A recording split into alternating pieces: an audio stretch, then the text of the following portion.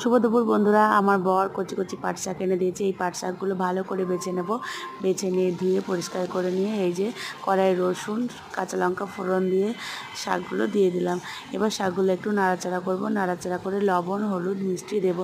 আর কড়াইয়ে জল শুকানো পর্যন্ত শাকটা নাড়ব। জলটা শুকিয়ে গেলে আমি শাকটা নামিয়ে নেব। তো গরমে পাট শাক খেতে ভীষণ ভালো লাগে। এই যে আমার পাট শাক রেডি।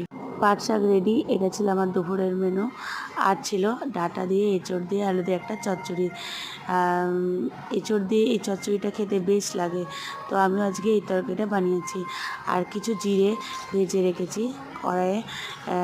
আলুটা ভাজতে দিয়েছি, জিরে শুকনো লঙ্কা তেজপাতা ফোড়ন দিয়ে রান্না করবো। এটা নিরামিষভাবে একটু এঁচড়ের তরকারি। তার জন্য আদা আলুটা এঁচড়টা ভাজা হয়ে গেলে আদা জিরে বাটা আর টমেটো বাটা ভালো করে মশলাটা কষিয়ে নিয়ে এই যে অল্প একটু জল দিয়েছি, গা মাখা মাখা করে ভাজা মশলা গরম মশলার গুঁড়ো দিয়ে নামিয়ে নিয়েছি। এই হলো আমার এঁচড়ের তরকারি আজকের মেনুতে। আর ছিল ডিমের অমলেট করে বড়া করে ঝোল। তো এই যে আমি ডিমের পোচগুলো ভেজে নিচ্ছি। আদা যেমন ডিমের কারি রান্না করতে আদা রসুন টমেটো জিরে শুকনো লঙ্কা সমস্ত মশলা দিয়ে কষিয়ে নিচ্ছি। মশলা খুব ভালো করে কষাচ্ছি। কষানো হয়ে গেলে অল্প করে জল দিয়ে ডিমের পোচগুলো দিয়ে দেবো। তো বন্ধুরা, মোটামুটি আমার রান্না রেডি।